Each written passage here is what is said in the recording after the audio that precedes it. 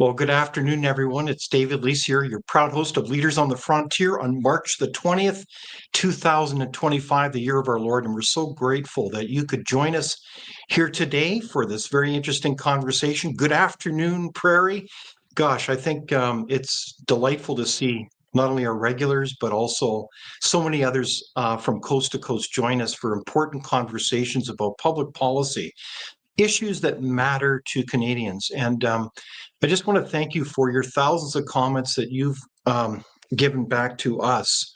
And I want to tell you why those comments are so important. Not only do they share with us insights that you bring to the table, as we need to be learning from everyone, but also for me, they are signs of hope because they show that you care. I mean, what else can you say when somebody takes the time to comment, to speak up in this country? Surely that is the foundational source of hope that springs eternal in this country, that people like yourselves care enough to get involved. And thank you very much, Nancy, for joining us from Chilliwack, BC. And it's really cool the way we've got people from all over the country join us, and even in the United States and beyond. So that's really interesting. Today, we know there's an awful lot happening in the news, but I thought it would be remiss if we didn't reflect on something that I think is still incredibly relevant for today, and that has to do with some 5 years ago. It's hard to remember when we think of what happened some 5 years ago in the emergence of COVID-19. That issue, in many ways, changed not just the country of Canada, but the world in many respects. So I want to come back to this and think about, what does this mean in terms of not only lessons learned, but lessons that are applicable for today? I think Mark Twain said that history does not repeat itself per se, but it does speak in rhymes. And I think that if we listen carefully to the rhymes, the lessons learned, given what we know now today, I think that this is all very, very relevant for today. So that's my question. What do you think? What are the lessons learned from COVID-19? And what are your thoughts about today? So we're going to break this discussion with two incredible guests. I'm so delightful and grateful to have them on. We'll be talking not only about the lessons learned about COVID-19, but also as it relates to some of the issues that are happening right now. So good afternoon from St. James, Winnipeg, exactly, which I believe the St. James actually used to be a municipality within Winnipeg so many years ago. So a warm welcome to everybody. So with me here today are two esteemed guests. One is the Dr. Marco Navarro-Genie, and he is the Vice President of Research and Policy at Frontier. And warm welcome to you, Marco. Thank you. Good afternoon, everyone. And a warm welcome to Dr. Barry Cooper.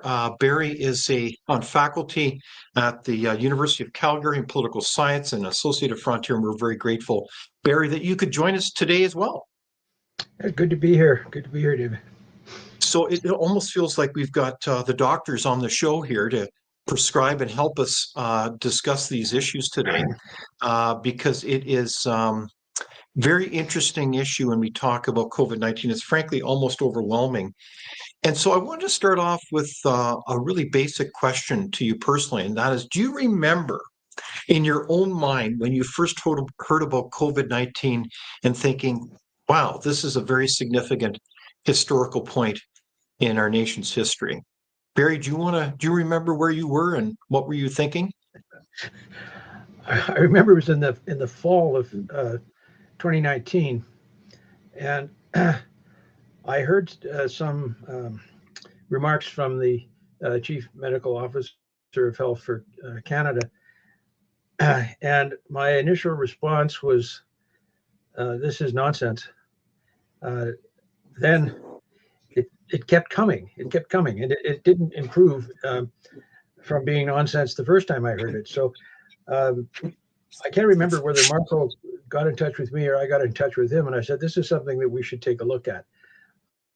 We agreed immediately that this is I mean, the terms that we used was sort of social science term, a moral panic, and it was pandemic. In other words, it was just about everywhere. And I still think that it's very difficult to talk about the origins of it because the people who know, apart from us, don't want to talk about it, and that because that involves big diplomatic problems with the People's Republic of China. Interesting. Well, fascinating memory. Well, we're going to talk about it today. So, what were your memories of where you were, Marco, when you came across this story?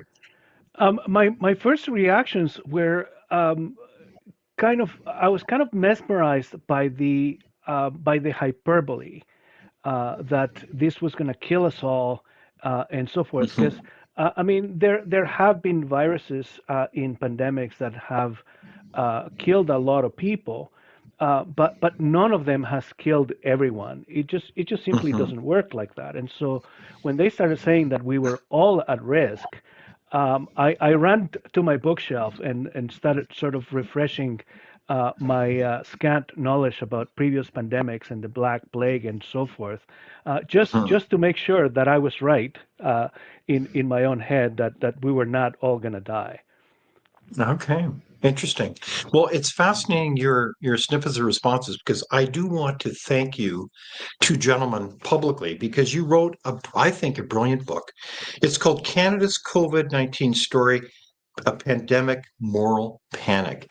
So you actually took those initial reactions, and you, of course, are both quite insightful leaders.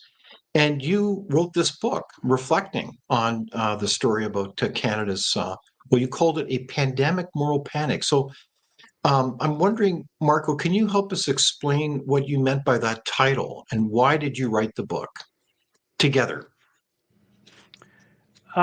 Okay, as Barry said, at some point during this whole unfolding of the COVID event, we sort of got in touch. I think because I had written a column somewhere and he had written a column somewhere else, and we both used the same terminology. We coincidentally, we hadn't spoken to one another, but we both used the term moral panic about it.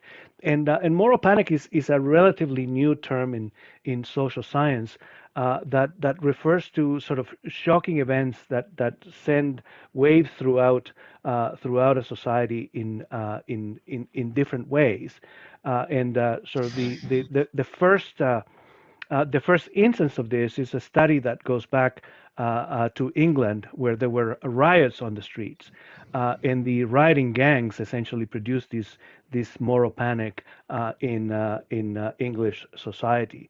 So the equivalent of that, both Barry and I recognize the equivalence of what was happening in that sense. So we wrote the book, and I don't want to put words in Barry's mouth, but I'm sure he'll say his piece.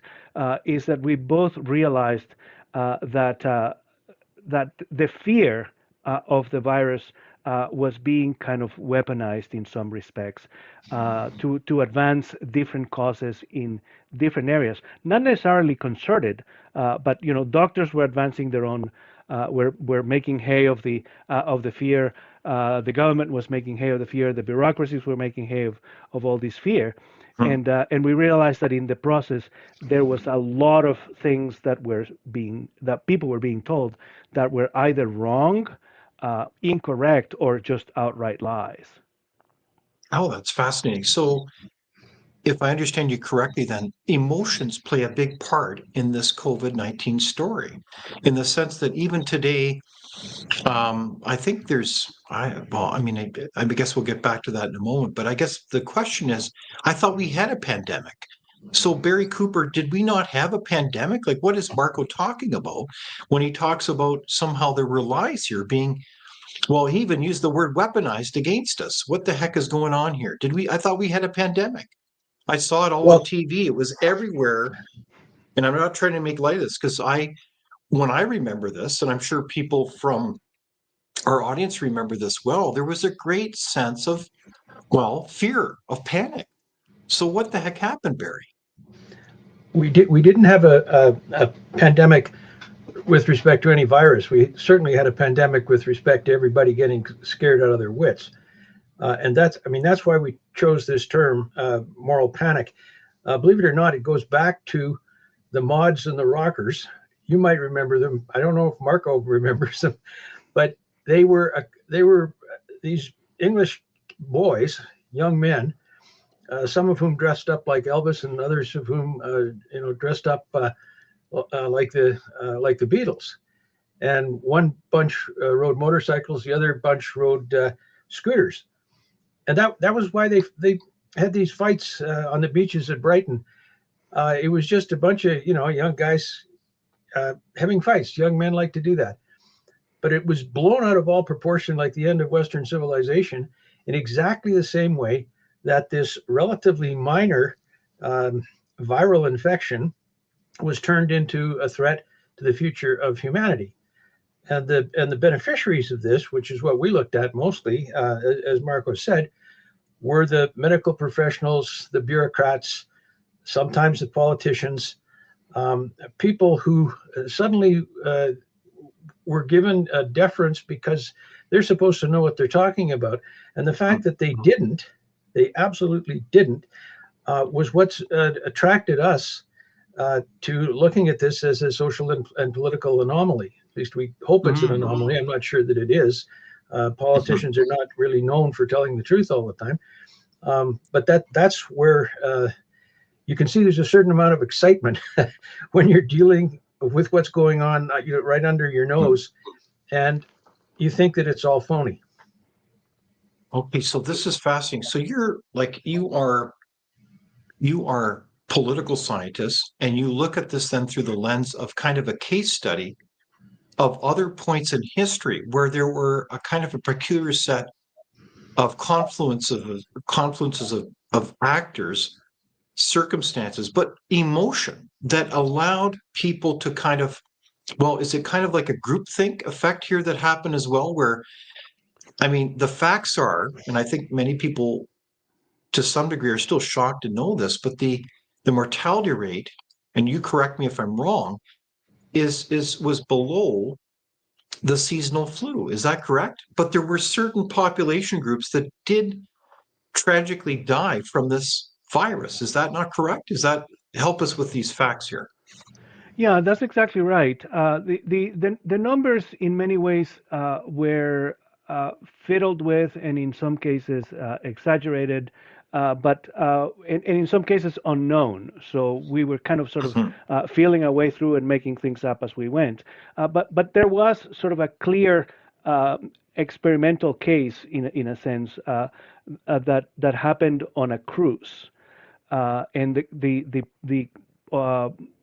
people in the cruise, of course, were isolated by virtue of being in a cruise.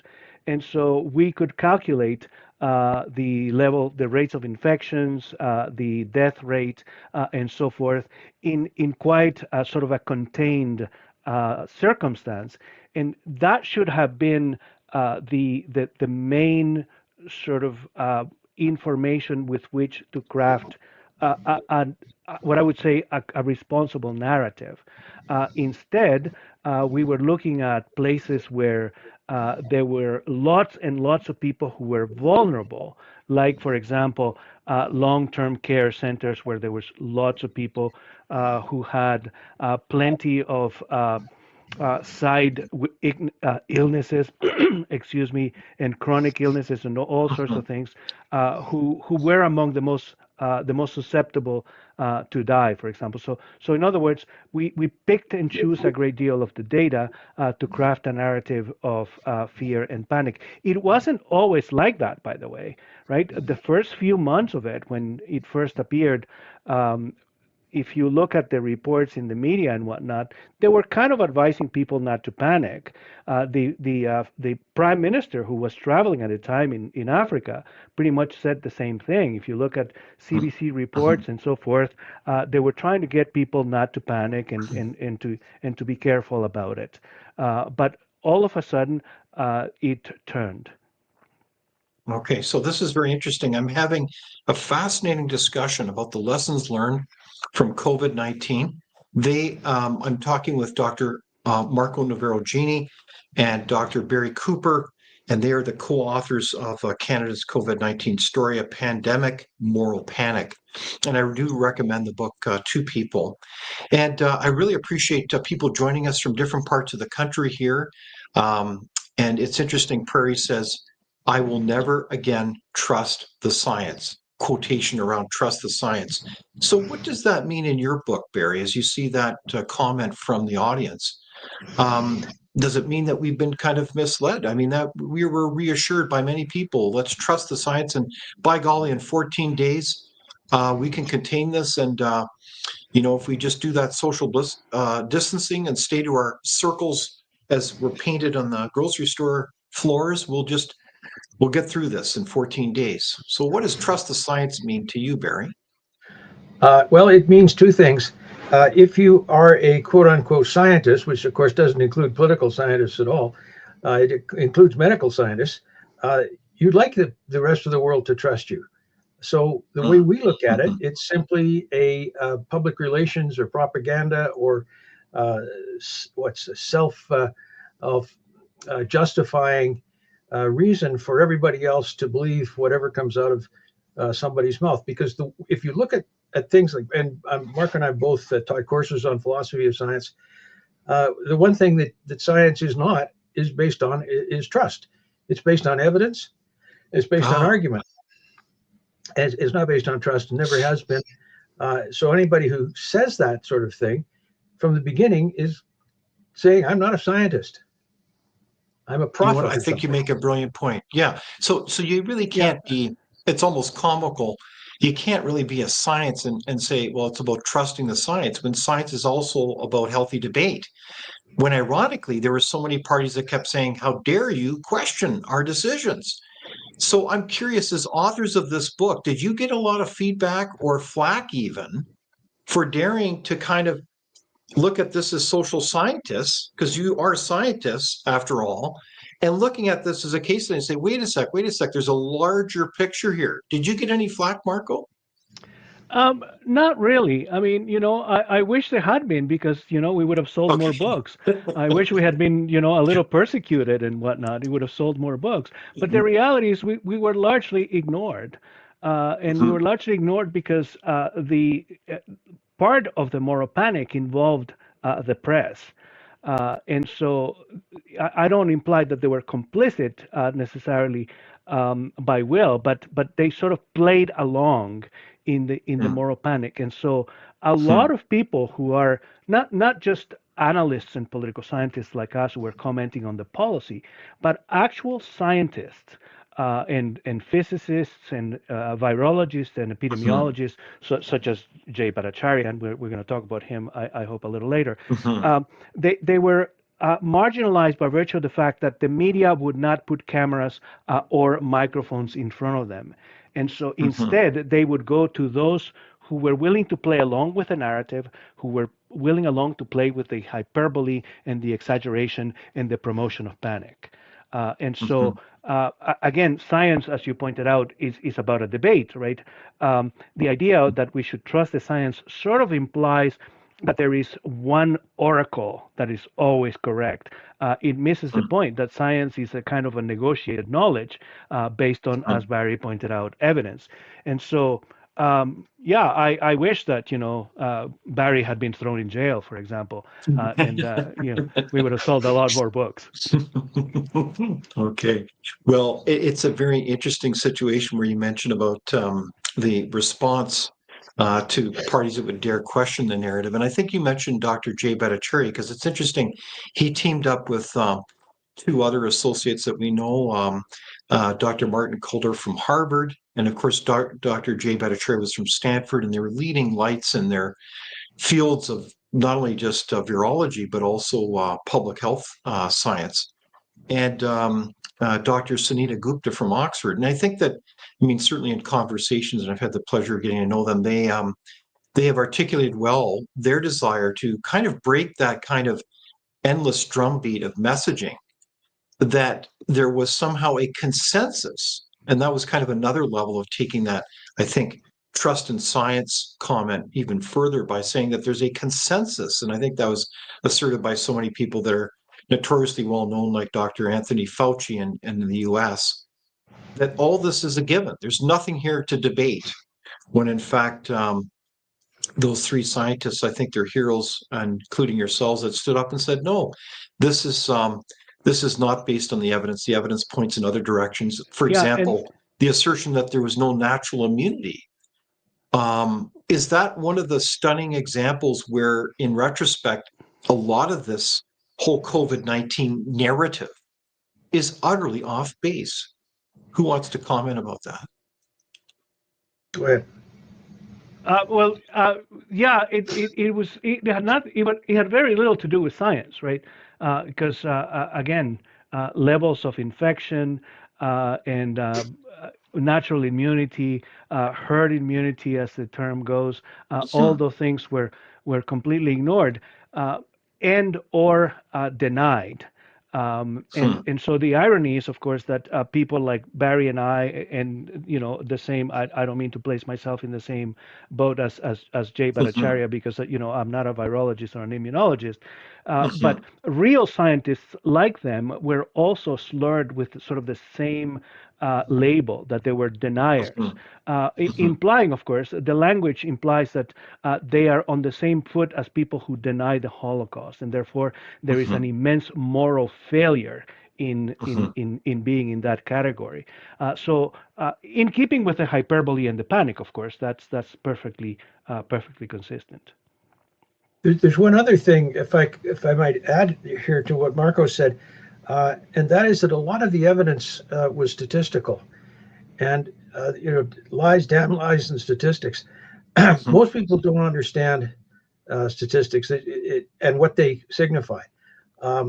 So that when these so-called scientists came out with various statistical measures, most people wouldn't know what to make of them, and the critics, because their analysis was not as spectacular as the quote unquote official scientists, or authorized knowers, as we sometimes call them, they were ignored, and that includes Bhattacharya and the other people that you mentioned. There was another guy who was Trump's advisor for about Atlas. 6 months. Yeah, and Dr. Scott Atlas. he was ignored. Yes. Yeah, Scott Atlas. Yeah. Yeah, no, it's really quite an amazing story. And what I think what's fascinating as well, I mean, there's so many ways to parse this story, because in retrospect, we know that the authorities, at least that have been revealed publicly, including Dr. Anthony Fauci, knew that what they were saying was actually bunk in terms of social distancing, as an example. Now, that kind of revelation or disclosure or transparency hasn't happened yet in Canada, to my knowledge. But that's kind of what's surreal about this conversation, isn't it? Is that we actually know what they were saying behind the scenes. In retrospect, they knew that what they were saying was a narrative. Is that fair to comment, Barry? And the thing that then what we asked is, what do they get out of it for lying and knowing they're lying? And the answer that goes back to remote antiquity: power. They get power. They get to make decisions that affect the rest of us. People like that, that's what they live for.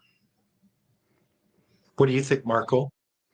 I'm brought back to the first chapter of the first book. The one that you have shown on camera is the second edition of the first book that we wrote pretty much at the end of the summer of 2020. So it's pretty early in the game. And Barry and I thought, okay, well, this is going to be over soon, so let's get this written up and push it out. We didn't dream that it was going to last for two more years. But one of the things that we did in the first chapter of the first book really is look at the origin of the whole thing, and we examined pretty much everything that had been published up to date on the origin of the virus, and all the likely stories, right? And everything pointed to what we now know to be true, which Mm. it came from China, of course. But Mhm. at the time, it was absolutely verboten to say that. That was the case, and so we were conspiracy theorists, Mm. in addition to being deniers. So it was kind of, in retrospect, it was humorous, but it was also frustrating, of course, because Mhm.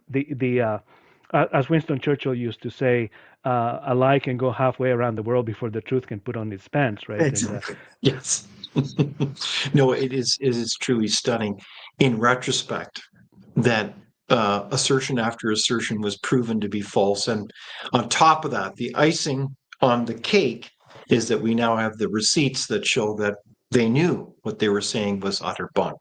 Yeah, So one of the that's reasons, that's sorry, David, one of the reasons yeah. why we sort of did a second edition of the book was sort of to get caught up with what had unfolded since the beginning, and after we published the first book, and as a kind of record of what took place, because what we figured out in between the publication of the first book and the second book is that a lot of stuff was disappearing from the web, that things were being scrubbed, because the more evidence came out, the more it put to the lie of the initial sort of narrative. Okay, And just so hold on for a sec. What do you mean by things scrubbed? Like what are you referring to there, Marco? speeches, statistics, all kinds of assertions about what people calling people deniers, or racists or whatever. Oh, okay. All that Hmm. kind of stuff was Hmm. being essentially erased from the internet, so that the people who were still peddling this sort of discourse of panic and fear Ah. would not be undermined, right? Because evidence Hmm. was sort of catching up, and so one of the reasons why we published the second edition is sort of to put in writing and in print a lot of the sources that were being made to disappear electronically from websites and data banks and so forth. Well, that sounds like they don't want to be held accountable for their record. There's a lot of comments coming in. One of them, which is Ned Toon, says, "Amazing how fast the doctors supported the vax with it without with no not having being tested according to their ethics." So I think that's a very good comment. What about that, Barry? Why? How did we all get on this like a freight train, this vaccine freight train, and we're prepared to get it into people's arms and other bodily parts without proper testing? I thought that violates the Hippocratic oath here. What do you say, Barry? I think it violated a lot of things, starting with common sense. If you don't test what you're trying to put into people, you have no idea what you're doing. Secondly, the contemporary, particularly the COVID vaccines, were not like polio vaccinations that were invented Mhm. in the 60s. They're much different in their effects. Again, I'm not a med sci guy, but so I can't really describe it in intelligible words. But the material I've read, they're not the vaccines that I got when I was 6 years old. Put it that way. Hmm. And nobody knows uh, until you administer it what the consequences are going to be, and apparently they're Hmm. not all that good. So Mhm. Yeah. uh, that then becomes an occasion for the med sci guys to circle the wagons and not say Mhm. anything. Still talk about vaccinations as if it's measles and mumps like it was, Mhm. in 1949, but it Mhm. isn't. It's quite different. And Mhm. I laughed at myself when Marco said verboten, because the one of the sources for our statement in that first book that it all started in Wuhan in China was from Der Spiegel, the German magazine, where they were quoting the German Secret Service saying that with high confidence. Unlike CIA, they said the Germans said they had high confidence it came from this lab in China. Mhm. That was shut down by Angela Merkel. It was, and they were not allowed to say anything after that. Now, you have to ask yourself, what did she have that made her say our Secret Service, who have high confidence it came from China, are to shut up? I mean, I don't know. I'm not that au courant with German politics, but she must have had a pretty good reason. I don't know what it was. So, Dr. Barry, would you dare to speculate and channel Angela Merkel and suggest to us why would she ask people to back away from that kind of statement? I mean, this is the point. I mean, I do monitor Chinese media, and I heard about COVID-19 already in December, the prior year, and we all know that there's only one 4-level lab, I believe, that we're aware of in China, and that's the Wuhan lab, which, by the way, had interesting relationships to our only level 4 lab, which is in Winnipeg. So what the heck happened? Why? I mean, I guess isn't it beg the question that there's a lot of narrative telling here that was being organized. I mean, we know in retrospect there was a lot of censorship going on deliberately by agencies, and that's been admitted. We also have seen the reports tabled now, including the FBI, Department of Energy in the United States, confirming where this virus came from. I mean, the list goes on and on. So why would Merkel weigh in on that? Can you speculate on that, Barry? Well, the only thing I could say is the Europeans generally tend to be a little more deferential to the PRC than the United States does. At least they were then. Yeah. That would be just a normal diplomatic lying that is not news, at least to political scientists. I can't think of any other reason. Okay. Marco, you got any idea? I think so in part it may have been kind of the politically correct ethos that blaming China might be considered first of all racist, and they were also worried to some extent that it would single out Asians for hatred, because we all know that everybody's hateful, and there is this sort of absolute what's the word I'm looking for? Honing in on this idea that everything is hatred, right? And so trying to protect people from it. If I am, I think, considerate to Miss Merkel, I think that would be that would be what. Yeah, no, it's a very interesting question to speculate about, and so in this discussion, it's very interesting. We're getting a lot of comments here. James says, "Oh, we know why." I think people have kind of a sense of humor here in retrospect here, but it's interesting. Kelly A says, "I think what COVID showed us is that people can be controlled when they fear something. They don't think logically," and I think that's part of what your brilliant book gets at. What do you say, Marco? Yes, I mean, at the tail end of the book, there is a very interesting analysis. Barry wrote most of it, if not all of it, regarding the level of fear and how democracies react and how these things can be used in a democracy. And so, look. COVID isn't just an event that happened and we can forget about it. The patterns of it are already in place and being played in this idea that the United States want to invade us and that the big bad gringos are coming to get us. Right? Interesting. The COVID narrative worked in the 2021 election. And won the election for people who were trying to instill fear into Canadians. And now the same sort of danger and existential danger and all this language that we're putting into essentially what happens to be a little bit more than some kind of declaration that somebody is going to tax something. Consider, for example, that just in the story right now that the new prime minister has intends to take out the sort of retail part of the carbon tax, which is on gasoline 18% is close to 20%, right? So that's not all that far away from the 25% tariffs that Trump says he's going to slap on Canadians, and that has essentially sent this whole country into this again kind of a moral panic.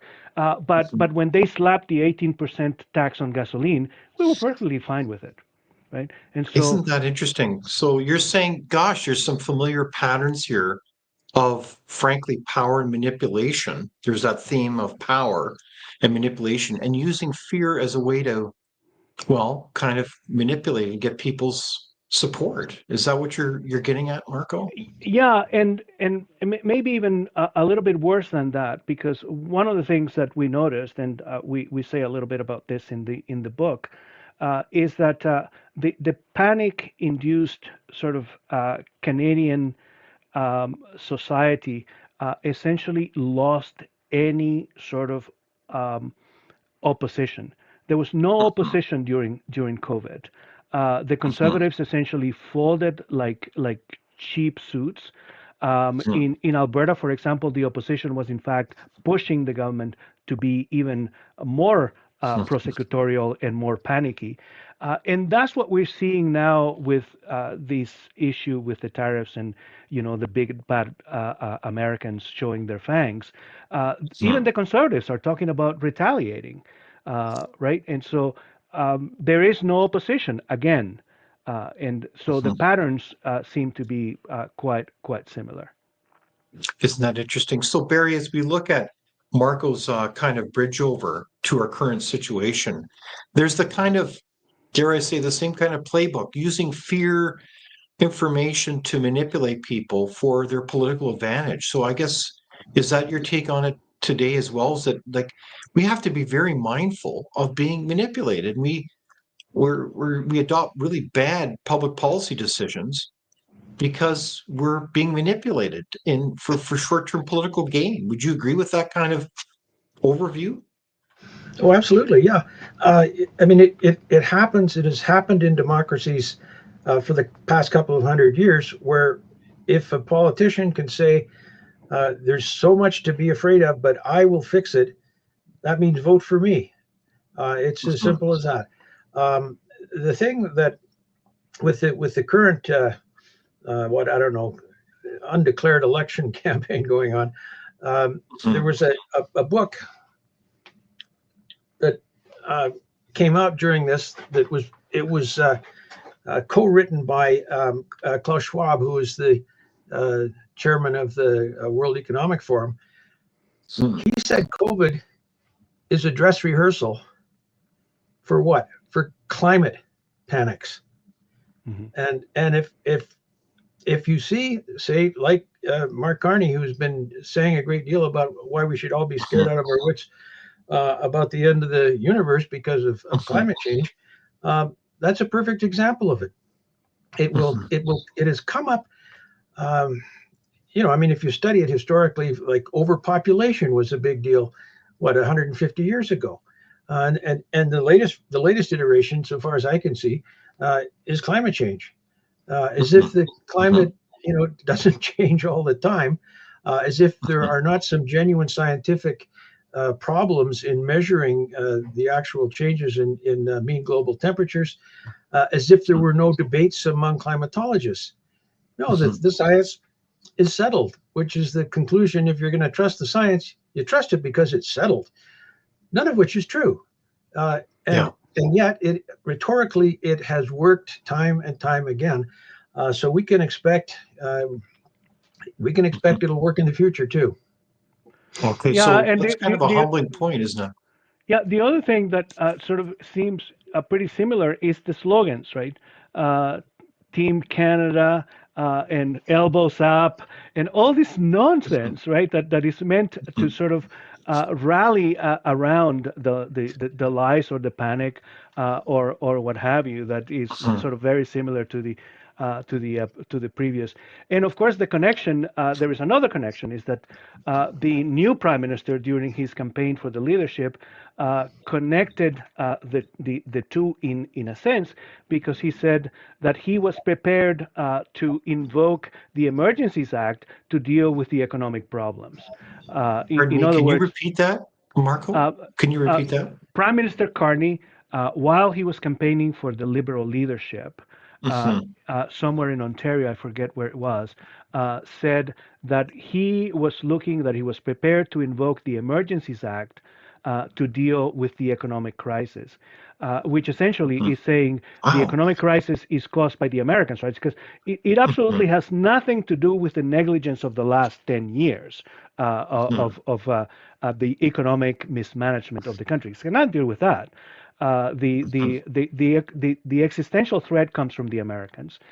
It's an economic threat, and so he has announced that he's prepared to invoke the Emergencies Act to deal with it, as if that is not going to panic people.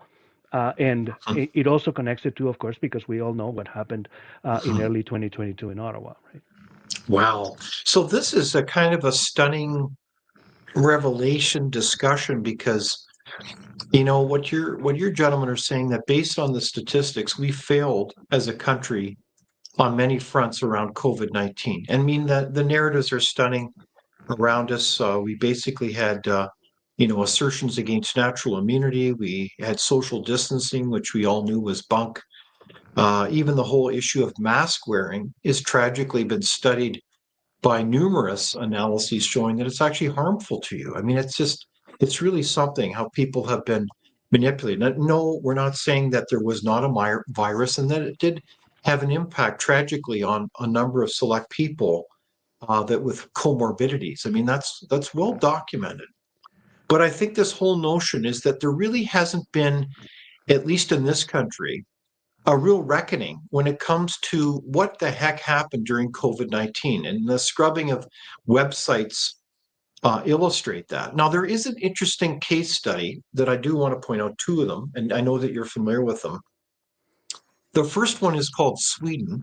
Sweden didn't go down this path, and I think there's a lot of pretty good emerging analysis there to show that they did not lock down. They actually took the approach that we had in our emergency plan when it came to pandemic management, was not to take lockdowns. It did not make any sense, and they thrived. Like their mortality rates are very much lower than almost any other nation, including Canada. But I'm also interested in another case study, and I believe it was Denmark, that actually about 3 years ago, a number of leaders from various parts of society came forward and actually apologized, including members of the media, and said that we actually didn't do our job. We didn't ask the tough questions. We all seemed to cower away in, what was it again, fear, and we didn't do our job. Is that kind of what happened in Canada, that we have all these institutions that were supposed to ask the hard questions, that were supposed to weigh in on the science, hold people accountable, and they didn't do their job? What do you think, Barry? Yeah, I think that's absolutely correct. And without getting too conspiratorial, the government of Canada is fully aware of that, which is one of the reasons why the mainstream media are supported by taxpayers' dollars. They know, the government of Canada knows that they have a client relationship with the regular media. So the kinds of things that they don't cover is extremely important. Indeed. Pardon? Indeed. Yes, Indeed, I agree. yes. I years ago I did a book on CBC called Sins of Omission, and it was what CBC didn't cover. And at the time there were things like apartheid in South Africa. They did cover that. What they didn't cover in that case was the incredible amount of violence, African on African violence in South Africa, because that made the narrative too difficult for normal people to understand. Well, it's not. It's the media are part of the problem. It's not that they are necessarily corrupted. Sometimes they are. I don't think that that's what it is. But they're certainly willing to trust the government or the people in authority or the guys that we call the authorized knowers, that they're actually telling the truth. And they don't ask skeptical questions. You know, Marco and I have lived most of our adult lives around these people, and we know that they're not much different than anyone else. They're interested in having people think that they're really important, that they're truth tellers, that they're noble and honorable, and they're not. They're no different than anyone else. And so, this goes back to the question about trusting the science. We got no reason to trust the science because it's made by scientists.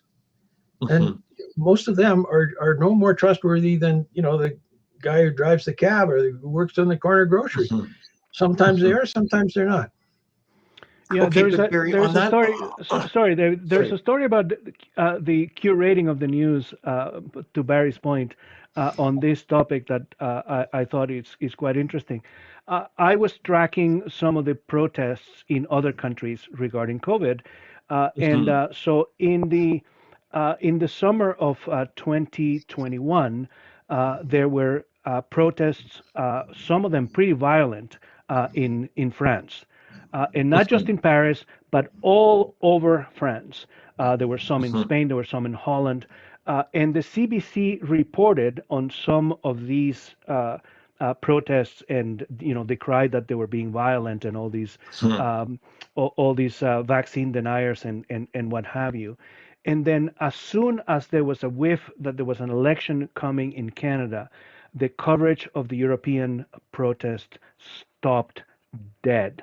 And this is verifiable, right? Because most of that stuff is still up on CBC websites and other websites.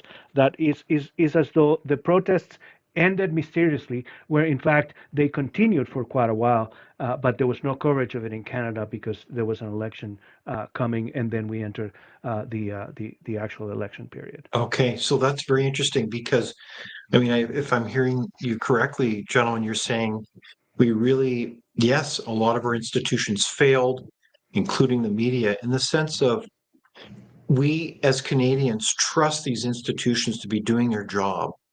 And, for whatever reason, they kind of fell in line with the political narrative, not the narrative based on any evidence or science. That's deadly, isn't it, when it comes to a nation? And it became so bad that we know that a number of parties woke up and dared to do something about it. And they were called the Canadian Truckers, and they made a huge impact. And so I think I want to just show a little bit about that clip and background to take us down memory lane.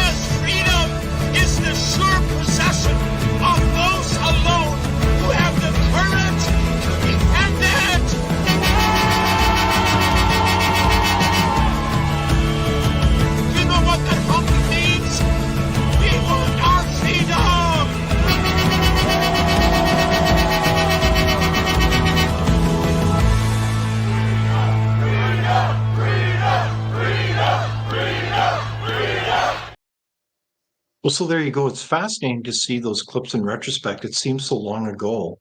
But what strikes me about that is that it takes a lot to get Canadians riled up. And yet it's amazing that that group coalesced and spoke up. And just for the record, we know that from inquiries, like they introduced this mandate against independent truckers who spend so much of their time in a truck, and obviously they was threatening their livelihoods. And they said enough is enough. And they captured the imagination, not just of Canadians, but around the world. It's really quite a case study of Canadians actually standing up and protesting. Do you think they made an impact, Barry and Marco? Well, the interesting thing from a political science point of view about the truckers' convoy is how unexpected it was, and this is an illustration of one of the aspects of politics that my distinguished colleagues often forget, and that is that politics is a realm of action where you there's no cause. You simply decide to do something, and you stand up and you do it. It's in that respect, it's rather like 1956 in Budapest, which was also completely unexpected. There, the Soviets didn't know what to do, so they sent in tanks. Here, the government of Canada didn't know what to do, so they didn't. We don't have any tanks. I'm sure they'd want to send them in. But they passed the Emergency Measures Act to the same people that a year earlier they were saying were so heroic because they drove vegetables from the Central Valley of California to the Byward Market in Ottawa. There's so many levels of irony, to put it mildly, in that whole truckers convoy event that I think it'll be studied by sociologists and political scientists for some time to come. There've been a couple of books on it, but they're sort of quick and dirty books. But it really was a very significant event so far as social science is concerned in this country, as well as the day-to-day politics. What do you say, Michael? I agree, of course. I'm reminded, as I heard Barry sort of describe parts of it, that our current Prime Minister penned an op-ed in the Globe and Mail condemning the protesters, and he referred to them as an occupation force. He called them seditionist, which is a fancy word for treason. So he accused them of being treasonous, and he accused them of wanting to overthrow their government. So let's not forget about that. And let's not forget, when you put that together with his desire to invoke the Emergencies Act again, that should be a cause for concern. I share Barry's view that it is, as of yet, an understudied phenomenon. And I'd like to take a second to point out this little thing that just came out a couple of weeks ago. This is Donna Laframboise's book, who is a very well-known and reputable journalist who spent the last couple of years collecting the stories of the people who participated in the protest. So this is not politicians and rhetoricians and people making great speeches. It's about the experiences of real Canadians, day-to-day Canadians who came and picked up whatever it is that they were doing and decided to head to Ottawa to the protest. Donna has traced them. She's traveled to the Maritimes. She's traveled to all sorts of different places in Canada, tracking these people and collecting their stories. And their stories are absolutely put the current Prime Minister's narrative to the lie. These were not traitors. These were not seditionists. These were average Canadians who were being essentially harmed, railroaded, and harmed really by the policy regime. Barry is absolutely right. I think I have the screenshot of the tweet of Prime Minister Trudeau in the middle of the 2020, praising the truckers and saying how great they were. They were heroes. He called them heroes Mhm. for Mhm. keeping the supply lines of foods coming from as far as Florida and California. And then all of a sudden, he went in hiding. He wouldn't talk to them. They were racists and they were Mhm. seditionists and they were and all sorts of things that he called them. Right. So um, the great story of the truckers is yet to be written, but I recommend people look at the actual human stories that Donna Laframboise has collected. Yeah, thank you very much, Marco, for highlighting that. It sounds like a wonderful book. And speaking of highlighting, I guess one of the things I remember during that time well was comparing and contrasting the narrative telling of the truckers' convoy in Ottawa with the legacy media compared to the independent media. And I do recall certainly our friends and colleagues from the Miracle Channel going to Ottawa directly, David Craig and Jeremy Preston and others, and reporting on the ground. And I was just stunned by the difference in narratives and everything that again was being asserted on the ground, like stealing money, pardon me, food from the food banks to harassing people. Like the list goes on and on. And it was just utter bunk, including, of course, the mysterious positioning of a Nazi flag for a mere, what was it, 7 minutes or something like that, so it could be photographed and rolled up and thought around the world. I just think that that was just a despicable treatment of peaceful protesters, and I am shocked as a former elected official that the prime minister and company at the time didn't come out and welcome them to Ottawa and sit down and have a discussion around what are their concerns. And because just I think the year prior, the whole idea of even invoking those kinds of mandates was seen as abhorrent, as totally improbable. So, it's really quite a case study. And I also want to tell you that in one of my discussions with Dr. Martin Kulldorff, of course, one of the authors of the Great Barrington Declaration, I asked him at what point what he thought about the impact of these truckers. And he told me a fascinating story. He said that he thought it was a seminal moment in world's history because as the truckers rolled down the highways with their information about what was going on, they were following the science, not the decision makers. So I thought that was a very powerful reflection. So I know that our audience is very moved by that kind of clip. And I think one of the other things that I wanted to mention is that it is fascinating that Dr. Jay Bhattacharya is being nominated for the head of none other than the National Institute of Health in the United States. So I think he can make a very powerful impact for science and the pursuit of healthy discussion and debate in that country. And I think also the revelations, the disclosure of what's really happened in terms of the use of that agency to push a lot of these narratives right across not only the United States, but into Canada that we seem to be still stuck in. So my question to you is, has Canada really come to grips with what happened with COVID-19? Have we come to reckon? Do we need a kind of a, dare I say, a truth and reconciliation moment in Canadian history on COVID-19? I would say most people, particularly it's in the media, would say something like, that's behind us now. We're not going to talk about it any further. Nothing to see, nothing to learn. And so there are two things that I would say. One is the assumption that the rest of us are so stupid that we will simply forget it because they don't want to talk about it. And the second is that we will have learned nothing, so that when the next great panic comes along, whether it's climate change or anything else, we will, having forgotten about COVID, we won't be able to recognize the new face of this kind of deceptive nonsense when it comes on us. Marco?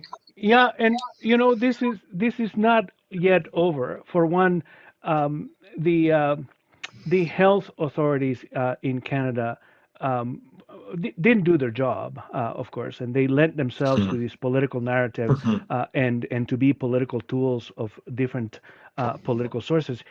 In Alberta, there's a court that has declared that the entire narrative of the entire framework of the legal framework of the emergency during COVID got thrown out by a Indeed. court Yes.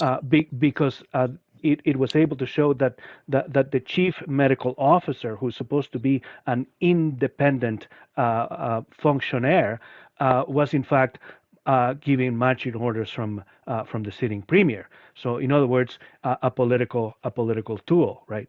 And we can safely say that was in different forms and different intensities the case in just about everywhere, and it's certainly the case of the federal officer who would not speak independently unless she had it seemed anyway that she was checking every word that she said with the PMO, and so the appointment of Bhattacharya will have an impact in Canada in the sense that it will offer a greater contrast between what is supposed to be an independent scientist issuing opinions about public health, as opposed to the minions that we have in Ottawa, who have a tendency to just go with the political narrative. I checked just before coming on the show, by the way, what is the status of COVID according to the federal government, and they're still reporting, right? They're still reporting. I found out, for example, that 321 people have been admitted in ICU with COVID since August of 2024. So, but the news is that we're still testing. Since August of 2024, so 6 months ago, they have administered more than 1 million tests. So they're still testing for this, right? And they detected 104,000 people who have COVID with 1 million tests. So they're still sort of trying to keep a sort of a low burn under the radar. And I mean, I don't know why we're still tracking these things, but I can only imagine that we're trying to keep it alive in some way or another. Okay, so Marco, though, I think you're onto something in the sense that, and I know this is rather sensitive, but I mean, I travel quite a bit on airplanes, and I travel through settings where there's a lot of federal employees, and I notice that there's a lot that wear masks to this day. And I respect that people may feel like that's their decision. I get it, and or people for their own reasons have that. Okay, so that's fine. But it is interesting. It almost feels like, and I haven't been able to confirm this, so I do want to qualify this. But are people at the federal level keeping this narrative alive? Like, there's been a whole series of things where you've got employees being encouraged to wear masks. You've got testing that's going on in some measure. You even had some provincial officers reminding me on my cell phone that my vaccine is available if I want it. And by the way, I did get an initial vaccine. I confess to that. And it was a very difficult decision. And frankly, in retrospect, I wish I hadn't, but that's that. But going forward, though, it is a very interesting issue how it seems like the question is the narrative still being pushed in different ways by the same suspects? I don't think it is in the sort of active sense, but they're sort of keeping a pilot light on. That's what it seems to me. So yes. Do you remember the big thing about this thing called variants?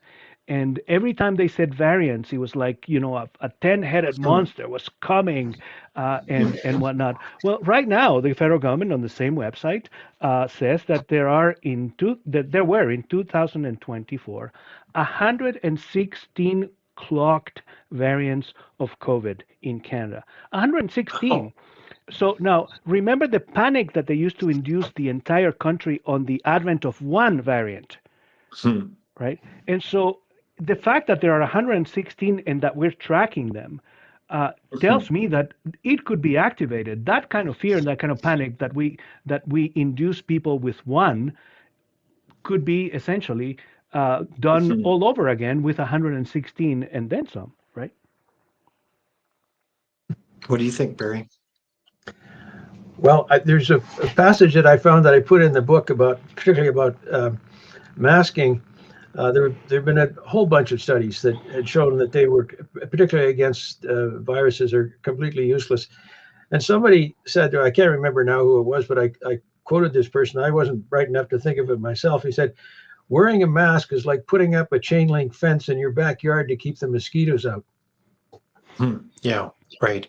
Yeah, no, and it's hard to know exactly what people are thinking. I think there's a comment from the audience here, and I think it says Alabama furball of all things. I think people look to other countries like Japan where they wear masks in public when they have a cold, etc., and they're just maybe emulating that. I think that's maybe possible, and certainly as someone who's been to Asia quite a bit, I think mask wearing is sometimes just because in a day of certain urban areas where there's a lot of air pollution particulate, then people wear a mask. But yeah, no, it's just interesting to observe this dynamic with federal employees. No offense to them, but it is a very interesting issue. Is the point that's being made here is that let's keep our eyes open, let's think critically, let's don't be manipulated by emotions like fear. And I guess the question then is, the state of the nation today is where we have, we're once almost, and you help me understand this, but it seems like the ethos of the nation just a few months ago was more of anger and concern that we need to get Canada back on track when it comes to real issues like affordability and the fact that our standard of living has been falling. We've got an incredible outflow of capital money leaving our nation. People really are concerned about the future of our country. And now that has all of a sudden gone through kind of a backflip of emotion from not anger, but to fear. Fear that somehow we're going to be invaded by, well, the United States. I just heard from a student today at the University of Manitoba where you've got a whole set of faculty there that are kind of on the page that, well, we're going to be invaded, sooner or later by the United States. I mean, it's almost bizarre. But is that kind of a key kind of flip that's going on? And does that lay the fertile groundwork, Marco, as you alluded to, that, well, gosh, this is kind of a playbook again that could be emerging here? I think we were kind of primed about these things with COVID, but also with the invasion of Ukraine. You will remember that for about 3 months or so, there was this gush of hatred towards Russian and all things Russian. We canceled concerts of Russian pianists. We wouldn't allow them to play Tchaikovsky. We started removing Russian novelists from the shelves of Ivy League universities and universities in the United States and across Canada. So no Dostoevsky, no Gogol, no, and so there was this sort of pointing of hatred towards Russians for quite a bit. And now we seem to be doing that with the Americans.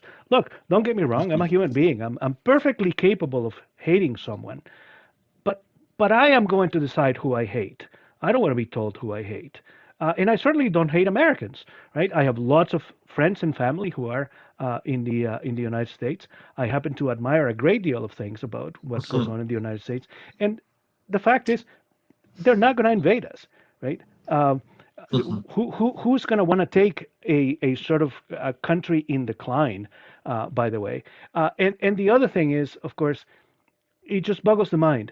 They claim that we are in an economic war with the Americans. But let's examine the record and see who has run the economy of this country into the ground for the last 10 years, right? And so not only that, but if you want to get into an economic war, you have run your economy into the ground, which is the opposite of what you're supposed to do to go to war.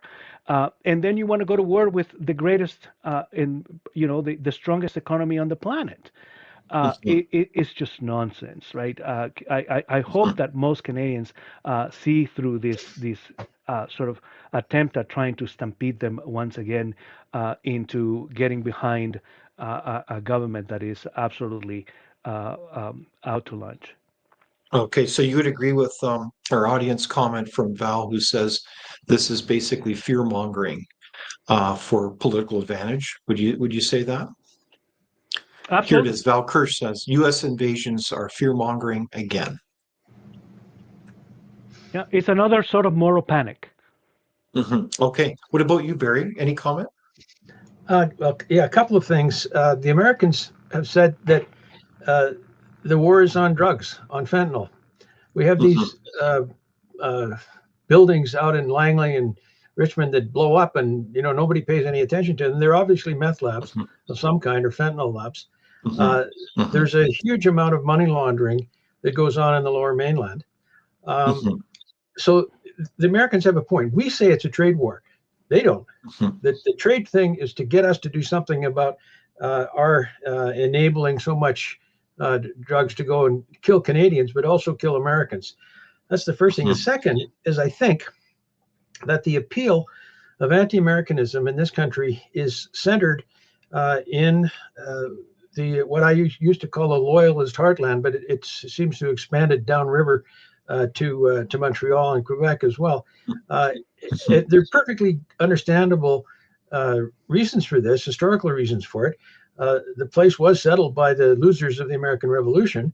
At the same time, a lot of Western Canada was settled by Americans or settled by people coming directly from Europe and in sealed trains through central Canada, like the Ukrainians, for example. So the historical resonance of anti-Americanism in Canada is different in different parts of the country.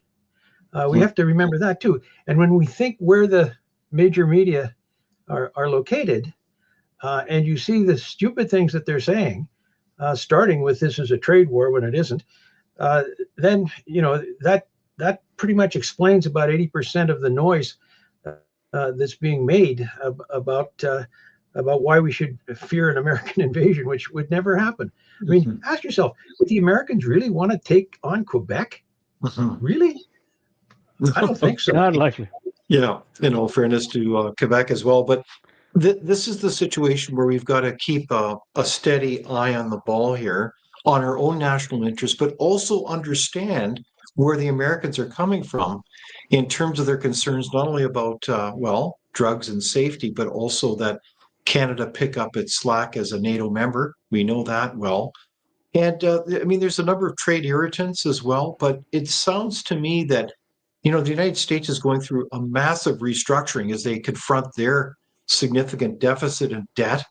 And I think they're challenging all their allies, including Canada, to get our act together. So in there, we're facing a major challenge, and we need to get our policy house in order. Like, why don't we have free trade in Canada? We know that we need to get rid of regulation. And frankly, we should be jurisdictions that actually welcome business and prosperity rather than repelling it away at every turn. So in that context, I did want to share with you a clip from a recent press conference with our new Prime Minister, or Prime Minister-elect, or whatever the proper designation is.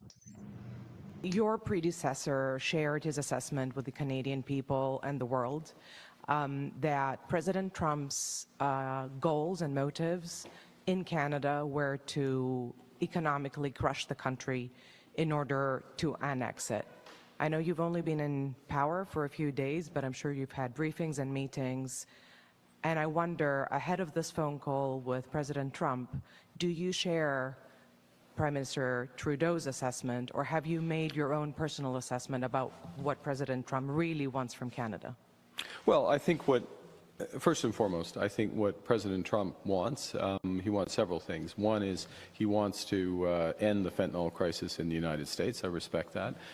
He wants good, high-paying jobs in America. He wants more investment in America. He wants repatriation of many American industries and firms to the United States. So, and I fully respect that. I think he will respect that as Prime Minister of Canada, I want to end the fentanyl crisis in Canada. I want to grow good, high-paying jobs in Canada. And of course, I want to protect with my colleagues and reaffirm and reinforce our sovereignty of all of Canada. So that's the starting point for the discussion. What's your reaction to how the new Prime Minister is framing up these issues, Marco?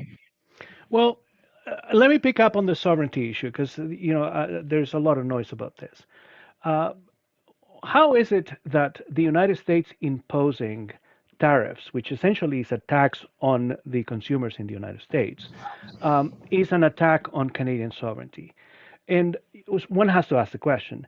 And one has to ask the question, where were these people who are now the protectors of Canadian sovereignty when the Winnipeg lab was being infiltrated? Where were these people when we had Chinese police stations on Canadian soil? Where were these people when we had all kinds of infiltrators in Parliament? Right? And so if that isn't a threat to our Canadian sovereignty, I don't know what is. And so the so-called protectors of Canadian sovereignty turned their eye and walked away and looked away when it was actually happening, real damage to the sovereignty of this country. And now they're pretending that because the Americans have put on an extra tax on some of our products, that is an attack on our sovereignty. That's absolutely bunk. Interesting. What do you say, Barry? I agree exactly with what Marco said, but would add that what else should we expect? The people who have caused so much of the problems that we have today have never admitted to there being problems, so they're not going to admit responsibility for having being anyway responsible for the mess that we're in now. I mean, it's not just the past 10 years of Liberal government, but just something like NATO. People have known this for years. We have been minimalist in our contributions. I mean, Afghanistan was a bit of a blip, but we couldn't do that more than once. We simply don't have the equipment. We don't have the personnel to do it. And so if there's anything, I think something that you said a little bit earlier, nobody in Canada has said to the President of the United States, thank you for showing us in your unique way what we have to do, because we have to do it. We've known it for a long time what we have to do, but it simply hasn't happened. Yeah, no, exactly. We have had some really tragic, to put it lightly, policy decisions in our country that have put us in a bind, a weak position. And now it's a matter of convenience to stand up and say, wow, it's all somebody else's fault when we have seen the enemy, and it's ourselves. It's our own stupid policy decisions. And I know that's not a typical adjective to describe policy, but I don't know how else to describe it. Like, how would you not have free trade in our own country? I mean, that represents, depending on your calculation, 4 or 5% of GDP. That's thousands of dollars for every Canadian. Let's get on with it. What's the hesitation? I mean, if this is a crisis, let's get Parliament back to work. But of course, this is all being, again, used for short-term political game. And I guess my concern is to what extent this is a game that will really harm every Canadian's life. Because I think we're at a point here where, is Canada going to continue to rapidly decline, or are we going to rebuild and renew? And that's what bothers me. I think I see public policy being done in the name of serving Canadians when it's just the opposite. It's just serving the few. Am I being too cynical, Marco? There are perfectly good remedies to all this. Right? We have a faltering economy, so we know what to do. We need to improve our productivity. We need to remove barriers inside our country. There's a whole host of things that we can do. We have to stop taxing people into recessions all the time and make them more competitive. There's so many things that we can do that way. We don't need to start retaliating. We don't need to get into a war, an economic war that we could not possibly win. And so I guess the thing that Canadians need to think about is that all this boisterous bluster against the United States isn't the answer. That the answer to a faltering economy and a weak economy is strengthening the economy.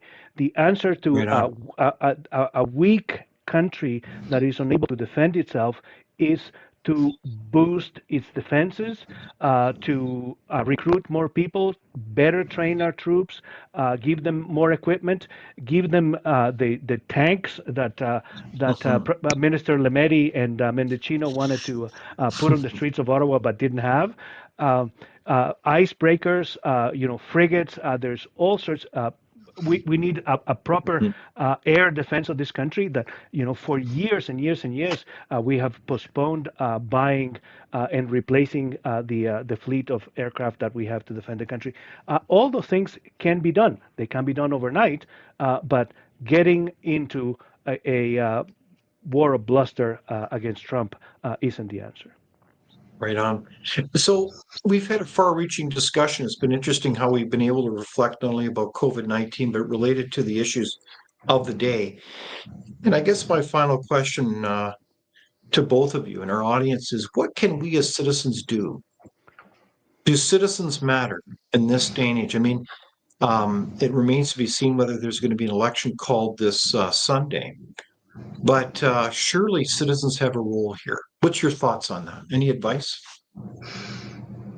Barry? Well, okay, I would say probably the first thing that that everybody can do, because we certainly can't trust the mainstream media, is to make sure you have access to the alternate media, because a lot of what you find there, you won't find anyplace else. These are mostly by younger journalists. Sort of 30 it's a pretty mature age for a lot of the people that you see on the alternate media. But what they say is very well informed. It's as good as you'll find. I won't mention CBC, but it's in a completely different class than what you find on CBC or the Globe and Mail. I mean, they've gone downhill so enormously. The National Post is still okay, more or less, but the local newspapers are not. That would be the thing to do. Find your, as my wife would say, do your research, which mainly means going to alternate sources of information. I think you're right. So the information you get is very important here. Marco?